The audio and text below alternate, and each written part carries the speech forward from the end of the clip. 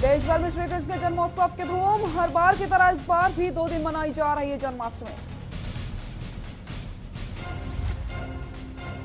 राष्ट्रीय आपदा प्रबंधन प्राधिकरण के प्रतिनिधिमंडल ने रखा प्रस्ताव। हर जिले में बनेगा 5000 की क्षमता वाला आश्रय स्थल और सीएम ने दी सहमति।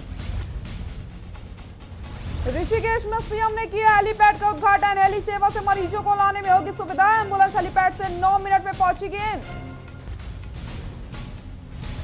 बाबा केदारनाथ पहुंच रहे श्रद्धालु। कठिन यात्रा के बाद भी जोश में कमी नहीं। 10,000 से ज्यादा श्रद्धालु टेक चुके हैं माथा। ऋषिकेश में खतरे के निशान तक पहुंची गंगा। टिहरी में 1 दर्जन मकान, गौशालाएं ढही। प्रदेश में 150 से ज्यादा सड़कें बंद। और रुद्रप्रयाग के जखोली में बारिश के साथ टूटा कहर। मलबे से कई मकान क्षतिग्रस्त। आम जनजीवन हुआ अस्त व्यस्त। आप देख रहे हैं के न्यूज, खबरों का सारथी। रुक करते हैं खबरों का। मुख्यमंत्री त्रिवेंद्र सिंह रावत ने मुख्यमंत्री आवास में राष्ट्रीय आपदा प्रबंधन प्राधिकरण के प्रतिनिधिमंडल से शिष्टाचार भेंट की है। इस अवसर पर उत्तराखंड में प्राकृतिक आपदा एवं राहत व बचाव कार्य जैसे विभिन्न मुद्दों पर चर्चा करी गई। बता दें कि इस दौरान मुख्यमंत्री ने कहा कि उत्तराखंड जैसे पर्वतीय क्षेत्रों में फॉरेस्ट फायर एवं लैंड स्लाइड जैसे प्राकृतिक आपदाओं से अधिक नुकसान होता है। उन्होंने ये भी कहा कि राष्ट्रीय आपदा प्रबंधन के तहत बनाई जाने वाली योजनाओं में वन अग्नि जैसे प्राकृतिक आपदाओं को भी शामिल किया जाना चाहिए।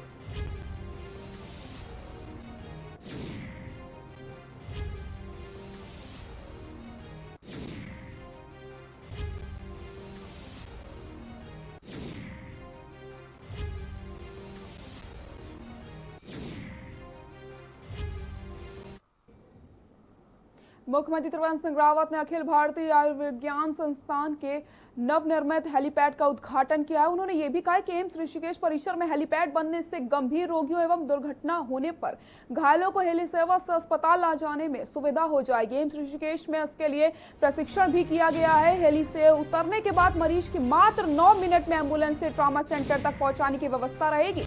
मुख्यमंत्री श्री त्रिवेंद्र सिंह रावत ने पर्वतीय राज्य में होने के कारण उत्तराखंड की भौगोलिक परिस्थितियां अलग हैं।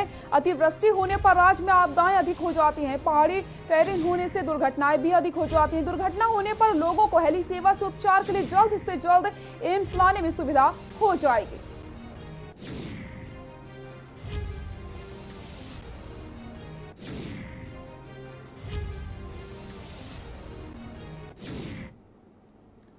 पिथौरागढ़ में लगातार बारिश जारी है, जहां आज उत्तराखंड के पूर्व मुख्यमंत्री हरीश रावत पिथौरागढ़ के बांसवाड़ा क्षेत्र में पहुंचे। आपको बता दें, उन्होंने बांसबगड़ क्षेत्र में इस तरीके से आपदा आई है और 2 गांव हमारे खेत बगड़ व बांसबगड़ जो अलग अलग बगल में है, उनकी खेती और मकानों को बहुत ज्यादा नुकसान हो चुका है। भगवान की कृपा है कि लोगों की जिंदगी बची हुई है, नहीं तो जिस प्रकार से मकान खतरे की जद में है, उनको खाली करवाया गया है, वह बहुत चिंताजनक है। और उसके अलावा अंदर के क्षेत्रों में भी बारिश ने बहुत नुकसान पहुंचा दिया है। जहां तक हम नहीं पहुंच सकते हैं, वहां भी स्थिति इसी तरीके से बुरी हो चुकी है। खेती, फसलों व मकान को नुकसान हुआ है। कुल मिलाकर की पूरी कनेक्टिविटी, जिसमें सड़क संपर्क भी सम्मिलित है, वो ध्वस्त जैसा। बल्कि जिस सड़क से आज हम आए हैं, 2 बार हमको भी सहारा लेना पड़ा। और उम्मीद करता हूं कि सरकार धारचूला मुनस्यारी क्षेत्र में आई ऐसे बड़ी आपदा को बहुत गंभीरता से लेगी।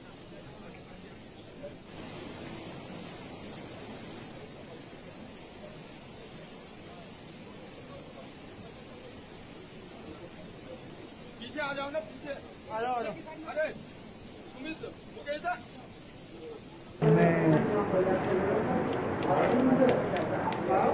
भारी वर्षा के बीच बांसबगड़ क्षेत्र में,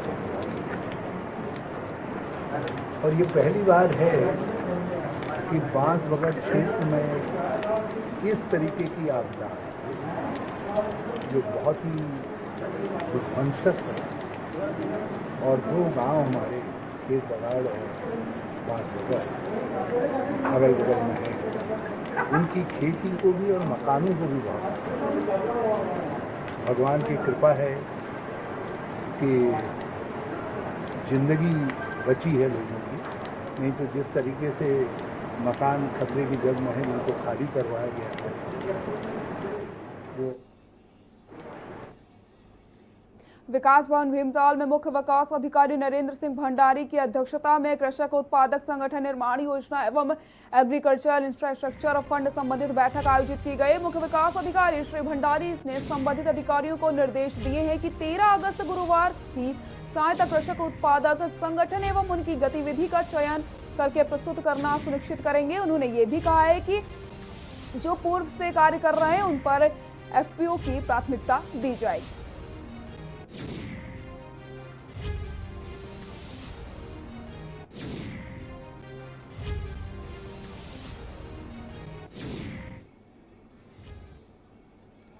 बाबा केदार की डगर आसान नहीं है। गौरीकुंड से 18 किलोमीटर की कड़ी चढ़ाई चढ़ने के बाद भगवान केदारनाथ के दरबार तक पहुंचा जा सकता है, लेकिन श्रद्धालुओं की आस्था ने साबित कर दिया है कि मन में अगर सच्ची भक्ति हो तो कोई भी डगर मुश्किल नहीं होती। तमाम मुश्किलों के बाद भी भक्त बाबा के पास पहुंच रहे हैं और सामाजिक दूरी का पालन करते हुए पूजा अर्चना कर रहे हैं। बाबा केदार की यात्रा ने 10,000 का आंकड़ा पार कर लिया है। अब तक केदारनाथ धाम में 10,628 तीर्थयात्री मत्था टेक चुके हैं।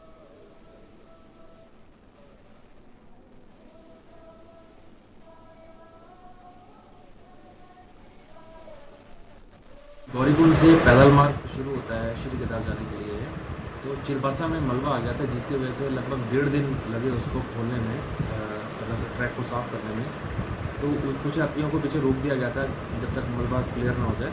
तो अभी वो ट्रैक बिल्कुल शुरू हो गया है और जो यात्री रुके थे वो भी श्री केदार दर्शन के लिए थे, उसके बाद चले गए हैं। और इस दौरान वहाँ पे SDRF की एक सब टीम वहाँ पे तैनात है। इसके अलावा SDRF लंचोली में है, श्री केदार में है और सोनप्रयाग में है और भीमबली में है। बेरीनाग में 2 दिनों से लगातार हो रही बारिश के कारण विकास खंड के एराड़ी, दुधिला, कोटमानिया, लोहाथल गांव के हुए नुकसान का जायजा लेने के लिए विधायक मीना गंगोला पहुंची, जहां पर प्रभावित परिवारों से वार्ता करने के साथ नुकसान का निरीक्षण कर प्रशासन से शीघ्र क्षति का आकलन करने के साथ आपदा मद से तत्काल मदद करने की आदेश जारी किया और कहा है कि खतरे की जद में आ रहे मकानों में रह रहे लोगों को अन्यत्र शिफ्ट करने के साथ क्षतिग्रस्त मकानों का मुआवजा देने की कार्रवाई करने के आदेश दिए। इस दौरान क्षेत्र में बंद हुई सड़कों को NH के द्वारा देरी से खोलने पर नाराजगी व्यक्त करते हुए कहा है कि जो अधिकारी आपदा के दौरान लापरवाही बरतेगा उसके खिलाफ कार्रवाई की जाएगी। इस दौरान ग्रामीणों ने विधायक से गांव में आ रही आपदा से बचाव करने की मांग करी। इस दौरान नायब तहसीलदार हिमांशु जोशी, ब्लॉक प्रमुख विनीता बाफिला, दीपक धानिक, धीरज बिष्ट सहित आदि मौजूद रहे।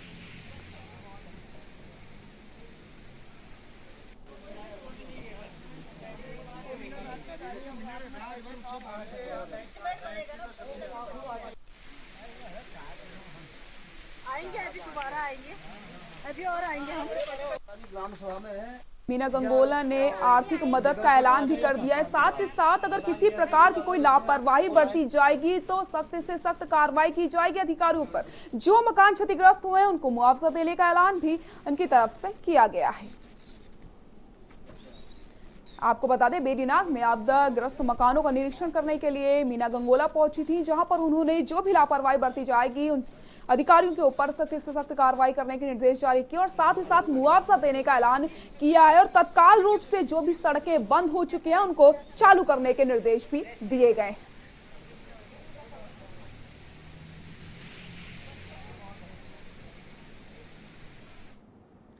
विभिन्न कारणों से होने वाली सड़क दुर्घटनाओं को रोकने के लिए जिलाधिकारी विनीत कुमार की अध्यक्षता में कलेक्ट्रेट सभागार में जिला स्तरीय सड़क सुरक्षा समिति की बैठक आयोजित करी गई, जिसमें जिलाधिकारी संबंधित विभागीय अधिकारियों को निर्देश दिए हैं कि सभी अधिकारी सड़क सुरक्षा के संबंध में गंभीरता से कार्य करते हुए लोगों को सड़क सुरक्षा नियमों के संबंध में जागरूक करें, ताकि होने वाली सड़क दुर्घटनाओं को नियंत्रण करके कम किया जा सके।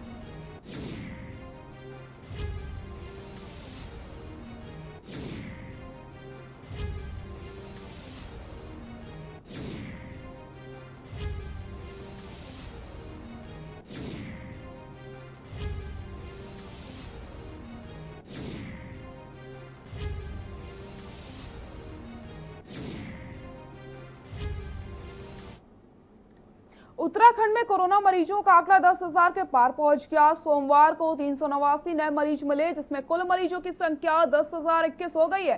सोमवार को 9 कोरोना संक्रमित मरीजों की मौत भी हुई, जिससे कुल मरने वालों की संख्या 134 पहुंच गई। स्वास्थ्य बुलेटिन के अनुसार हरिद्वार में 178, यशनगर में 110, देहरादून में 41, नैनीताल में 25, अल्मोड़ा में 6, चमोली में 6, चंपावत में 3, पिथौरागढ़ में 10, रुद्रप्रयाग में 1, टिहरी में 7 और उत्तरकाशी के 2 मरीजों में कोरोना वायरस की पुष्टि हुई है।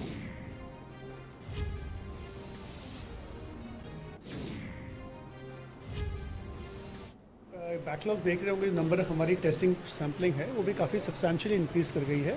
तो इन टर्म्स ऑफ बैकलॉग जो है वो हमारा हार्डली 2 या 2.5 दिन के आसपास है जो बैकलॉग है। एंड वो भी हमारे जो लैब्स में है, हम लोग डेली उसकी ट्रैकिंग करते हैं एंड वी इंश्योर कि आपके जो डेली सैंपल्स लैब में पहुंच रहे हैं उनका जो उसी दिन निस्तारण हो जाए। बाकी हमारे केसेस बढ़ रहे हैं, लेकिन केसेस भी आप देखेंगे हमारा ओवरऑल जो रिकवरी रेट है फिर पुनः एक बार दोबारा बढ़ना स्टार्ट हो गया है। एंड साथ ही साथ जो डिस्ट्रिक्ट्स में हमारे, ऐसे मैंने पहले भी कहा था कि हमारे CCC सफिशिएंट फैसिलिटीज़ हमारे पास है। जिलाधिकारी सविन बंसल ने आम जनता से अपील करी कि सभी लोग 2 गज की दूरी, मास्क अनिवार्य व समय समय पर सैनिटाइज एवं अपने हाथों को अच्छी तरीके से साफ रखें ताकि कोरोना संक्रमण से वो बच सके। उन्होंने कहा कि सभी के सहयोग से ही संक्रमण से बचा जा सकता है। उन्होंने ये भी कहा कि प्रत्येक व्यक्ति को परिवार में स्वयं की आवश्यकता एवं महत्वता को समझकर जागरूक होना होगा।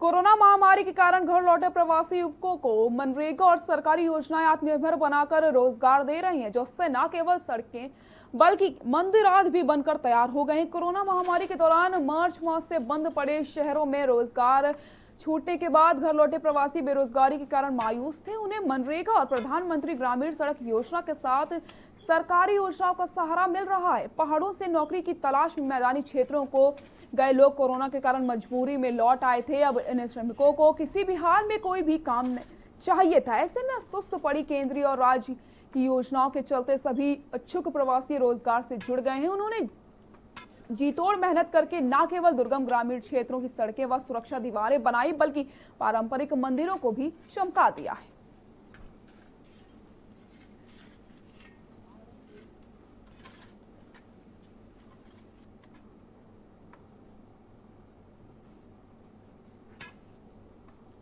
उजगड़ बचाओ अभियान के अंतर्गत हमने अभी यहाँ पे तकरीबन 70-80 खंतियाँ बननी थी और वृक्षारोपण कार्य किया और साथ में कुछ दीवारें बनाई हैं अभी।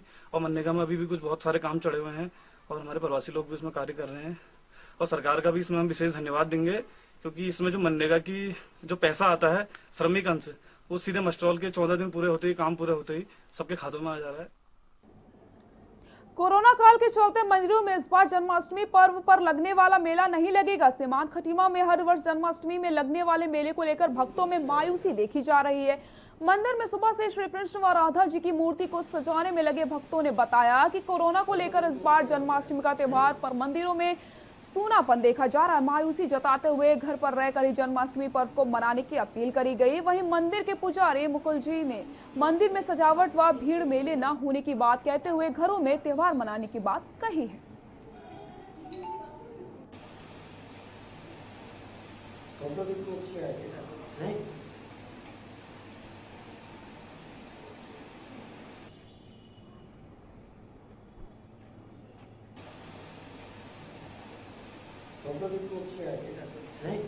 हमारे के चलते कारण इस वर्ष जो है यहाँ पे प्रोग्राम साधारण तौर पर मनाया जाएगा।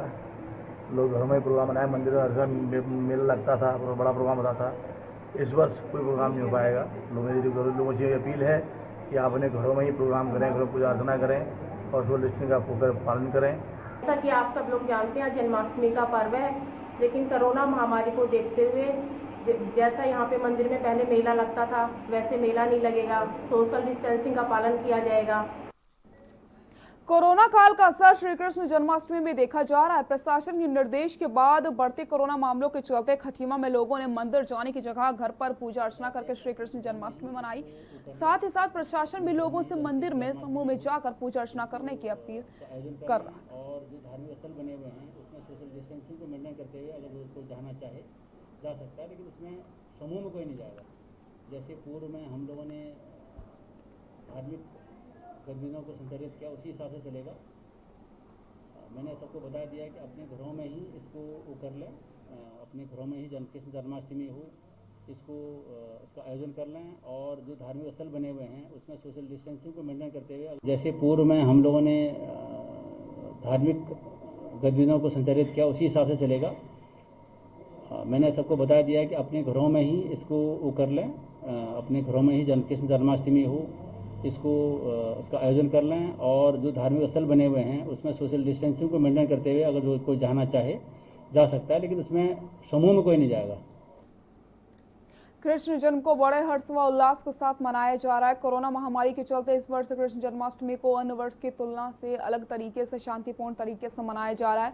कृष्ण भगवान को गोपाल के नाम से भी जाना जाता है। गायों को चरने के लिए चमोली जिले में गौचर मैदान प्रसिद्ध है, जिसमें गौ सदन का निर्माण किया गया है।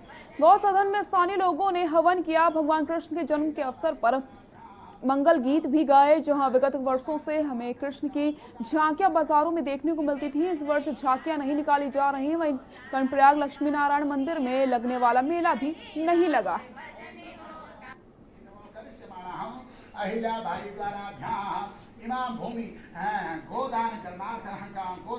कोरोना संक्रमण के कारण इस साल कृष्ण जन्माष्टमी को शालीन रूप से यहाँ पे मनाया जा रहा है। विगत वर्षों यहाँ पे कृष्ण गौ सदन में बड़ी धूमधाम से इस कार्यक्रम को मनाया जाता था। आप देख सकते हैं कि इस मैदान में सैकड़ों की संख्या में गाय यहाँ पे चर रही है, और ये मैदान ही गौचर इसलिए इसका नाम पड़ा कि गायों को चरने के लिए ये रखा गया था।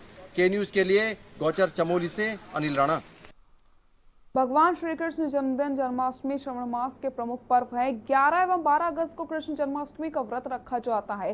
कृष्ण जन्माष्टमी को लेकर नैनीताल के बाजारों में खासा उत्साह देखने को मिला। कृष्ण जन्माष्टमी के त्योहार के लिए बाल गोपाल के लिए सुंदर वस्त्रों को भगवान नंदलाल के लिए झूले भी खरीदते नजर आए। भक्तों का कहना है कि वे लड्डू गोपाल को विशेष झूले में झुलाएंगे और बाल गोपाल जी के लिए विशेष पंजीरी और लड्डू का भोग भी लगाएंगे। पूजा अर्चना करके कृष्ण भजन करेंगे। साथ ही साथ नंद गोपालों की भी कृष्ण भगवान की पोशाकें पहनाई जाएंगी। सबसे पहली तैयारी तो है कि जैसा कि लड्डू गोपाल जी को कल एक शुभ अवसर पर झुलाया जाता है, उनके जन्मोत्सव पे जन्माष्टमी के शुभ अवसर पर हमने लड्डू गोपाल जी लिए हैं, और झूले के साथ साथ कल हम पूरी पूजा अर्चना करेंगे और एक लड्डू गोपाल जी के जो सुंदर वचनों में हम भजन होते हैं वो भी करेंगे। ये बहुत तैयारी कर रहे हैं लड्डू गोपाल को सजाने के लिए, उनके लिए वस्त्र ले जा रहे हैं, आभूषण ले जा रहे हैं, और अलग अलग पकवान बनेंगे, उनकी तैयारी कर रहे हैं। लाल कुआं नैनीताल दुग्ध संघ का निर्माण जल्द होने जा रहा है। यह प्लांट करोड़ों रुपए की लागत से हाईटेक बनने जा रहा है, जिसकी जानकारी दुग्ध संघ के अध्यक्ष मुकेश बोरा ने दी है। उन्होंने कहा है कि सितंबर में माननीय मुख्यमंत्री उत्तराखंड माननीय दुग्ध संघ मंत्री धन सिंह रावत के द्वारा होना है ये हाईटेक प्लांट, जहां सारे संसाधनों से लैस होगा। वहीं दूध, पनीर भी, घी, मक्खन जैसे अनेकों पदार्थों वाली मात्रा में बन सकेंगे और इनकी सप्लाई क्षेत्र में तेजी से की जाएगी।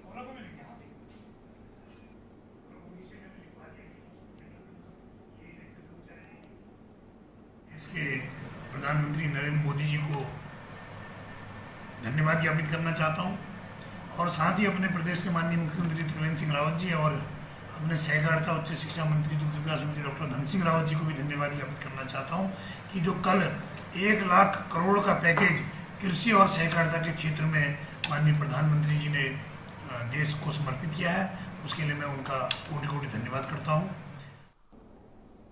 मंगलौर क्षेत्र में नशे का काला कारोबार बढ़ता ही जा रहा है, जिसकी नकेल कसने के लिए पुलिस प्रशासन भी कमर कस ली है। देर रात मुखबिर के सूचना पर एसटीएफ की टीम ने यूपी उत्तराखंड बॉर्डर पर स्मैक ले जा रहे तस्करों को गिरफ्तार कर लिया। तलाशी के दौरान आरोपियों से 400 ग्राम स्मैक बरामद करी गई, जिसकी अंतर्राष्ट्रीय बाजार में कीमत लाखों रुपए की आकी जा रही है। आरोपी स्मैक यूपी के रामपुर से लेकर आए थे। साथ ही साथ पुलिस आगे की कार्रवाई में जुटी हुई है।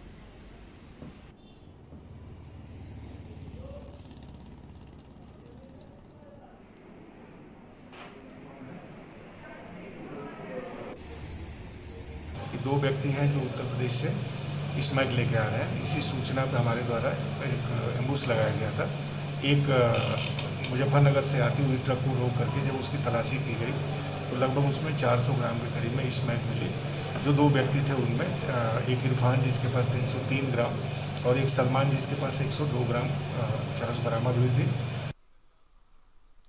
मंगलौर में भी श्री कृष्ण जी का प्रसिद्ध मंदिर भी पूरी तरीके से सूना पड़ा हुआ। यहाँ पर हर दिन सैकड़ों श्रद्धालु भगवान श्री कृष्ण के दर्शन करने आते हैं, लेकिन श्री कृष्ण जन्माष्टमी के मौके पर मंदिर सूने पड़े हैं। इस मंदिर में श्री कृष्ण जन्माष्टमी से महीनों पहले सजावट की तैयारियां चलती हैं, लेकिन कोरोना ने सब तैयारियों पर पानी फेर दिया।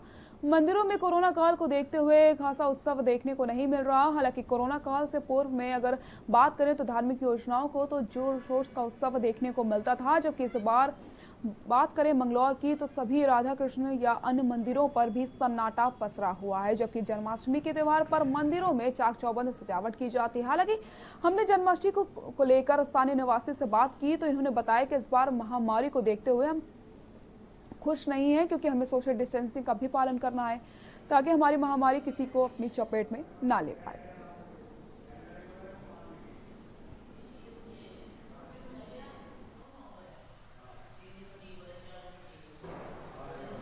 का पर्व हमारे लिए बहुत खुशी का त्यौहार है, बहुत बड़ा पर्व है हिंदुओं के लिए। लेकिन इस बार जो उत्साह था वो काफ़ी कम है, क्योंकि एक तो सोशल डिस्टेंसिंग है, एक कोरोना जो फैल रहा है इतना उसका डर है, और जो बाज़ारों में जो रौनक थी वो ख़त्म है बिल्कुल। व्यापारी परेशान है, हम भी व्यापारी वर्ग से हैं, हम बहुत दुखी हैं इस बात से कि ग्राहक बाज़ार में नहीं है, और जो हम व्रत वगैरह रखते हैं उसका भी हमें इतना मतलब आनंद नहीं आ रहा। मंदिरों की सजावट कोई देखने को नहीं मिल रही इस बार।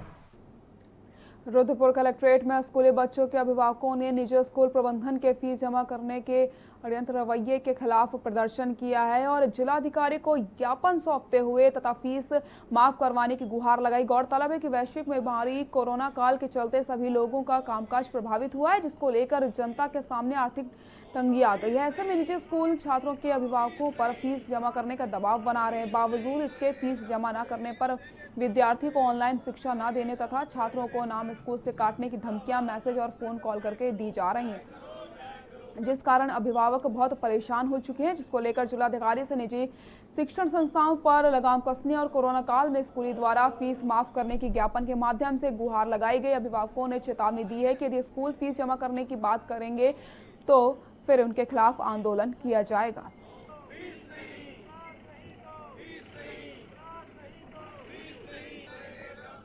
स्कूल वालों की जिद और ऐसा गंदा रवैया उनका अभिभावकों के प्रति कि आज भी लगातार मैसेज कर रहे हैं, फ़ोन कॉल कर रहे हैं और ये धमकी दे रहे हैं कि हम ऑनलाइन क्लासेस नहीं देंगे, हम नाम काट देंगे। तो ये बड़ा दुर्भाग्य है और मैं फिर से निवेदन करूंगा कि हम तो किसी कीमत पर फीस जमा नहीं कराएंगे अभिभावक। मांग ये है कि वैश्विक महामारी में जो देश त्रस्त हो रहा है, इस टाइम रोजगार नहीं है लोगों के पास, तो माँ बाप बच्चों का फीस कहाँ से जमा करेंगे। तो हम लोगों का ये जो डीएम साहब के पास जो ज्ञापन देने आए हैं कि इसमें कि बच्चों के जो स्कूल की फीस है वो माफ़ किया जाए इस कोरोना वैश्विक महामारी में, जिससे कि अभिभावक परेशान। उधम सिंह नगर जिले में एक बार फिर से 112 संक्रमित मरीजों की पुष्टि हो गई। अब जिले में संक्रमितों की संख्या 1800 से अधिक हो चुकी है। देर रात आई जांच रिपोर्ट में 106 और रैपिड टेस्ट से 6 लोग संक्रमित पाए गए हैं। अब जिले का आंकड़ा 1800 से अधिक हो चुका है। 106 संक्रमित मरीजों में सबसे अधिक मरीज खटीमा से सामने आए। जिले के deputy CMO doctor Avinash Khanna ने बताया कि कल देर रात लैब से आए लिस्ट में 106 कोरोना संक्रमित पॉजिटिव पाए गए थे, जबकि रैपिड टेस्ट में ट्रांजिट कैंप में भी 6 संक्रमित मरीजों की आज पुष्टि हुई है। खटीमा क्षेत्र में 60 लोग संक्रमित पाए गए। क्षेत्र में तेजी से के साथ सैंपलिंग की जा रही है। इसके अलावा भी कई स्थानों पर टेस्टिंग की जा रही है। इसके साथ ही संक्रमित मरीजों के कांटेक्ट में आए लोगों को भी टेस्टिंग की जा रही है। कल रात जो आई थी हमारी 3 और 4 तारीख के जो सैंपल्स थे उनकी रिपोर्ट आई है, जिसमें लगभग 106 मामले पॉजिटिव आए, जिसमें से 61 मामले जो अकेले खटीमा से हैं। तो वहाँ पे चिंता का विषय है और वहाँ पे अलग से सैंपलिंग आज चल रही है। इसके अतिरिक्त हम लोगों ने कौशनली जो है आज रुद्रपुर में भी ट्रांजिट कैंप एरिया वहाँ पे जो है एंटीजन टेस्टिंग शुरू की है। तो उसमें अब तक लगभग 150 टेस्टों में करीब 6 टेस्ट हमारे पॉजिटिव आए हैं। विश्व के लिए नासूर बनता जा रहा ई वेस्ट के निस्तारण करने के लिए अब पंतनगर के वैज्ञानिकों की टीम द्वारा तकनीक खोज निकाली गई है। इससे जैव विघटन वधन से ई वेस्ट को खत्म किया जा रहा है। बता दें कि वैज्ञानिकों के ऐसे तकनीक से ई वेस्ट को अब बिना रिसाइकल और बिना जलाए भी खत्म करने की तकनीक पर इजाद पंतनगर के वैज्ञानिक की टीम द्वारा किया गया। 18 सालों के अथक प्रयास के बाद टीम को जैव विघटन के जरिए प्लास्टिक को खत्म किया जा सकता है, जिससे पर्यावरण को भी नुकसान नहीं पहुंचेगा। अब दफ्तरों और घरों में बेकार हो चुके computer, laptop, mobile, TV, radio आदि का निस्तारण वायरस के जरिए आसानी से किया जा सकता है। 18 वर्ष की अथक मेहनत के बाद पंतनगर कृषि विश्वविद्यालय के वैज्ञानिक ने ई वेस्ट के निस्तारण की बायोडिग्रेडेशन तकनीक को खोज निकाला है। कॉलेज ऑफ टेक्नोलॉजी के प्राध्यापक डॉक्टर MGH जैदी ने बताया है कि वायरस को डेवलप करने और ई वेस्ट का निस्तारण करने की उनकी टीम को 18 वर्ष का समय लगा है। इस विधि से किसी भी तरह से प्लास्टिक को नष्ट किया जा सकता है। इससे विश्व भर में ई वेस्ट को खत्म किया जा सकता है। विश्व के लिए नासूर बनता जा रहा है वेस्ट के निस्तारण करने के लिए अब पंतनगर के वैज्ञानिकों की टीम द्वारा तकनीक खोज निकाली गई है।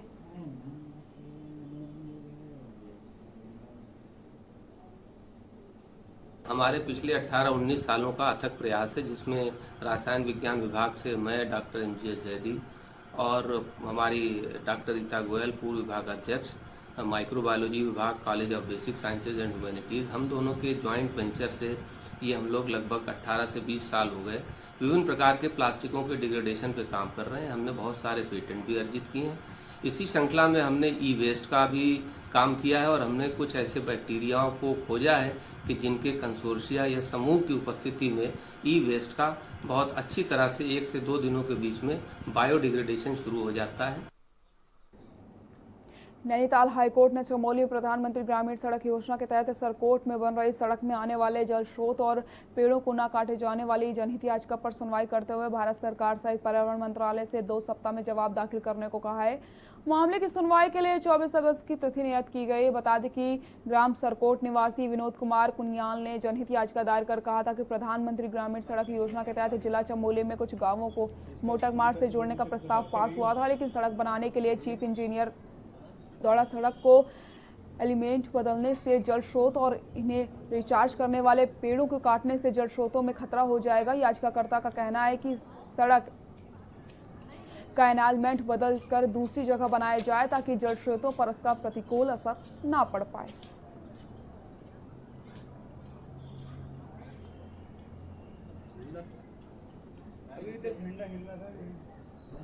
एक जनहित याचिका देवसरी सरकोट एक मोटर रोड के निर्माण को लेकर माननीय उच्च न्यायालय उत्तराखंड नैनीताल में योजित हुई है, जो कि लंबित है।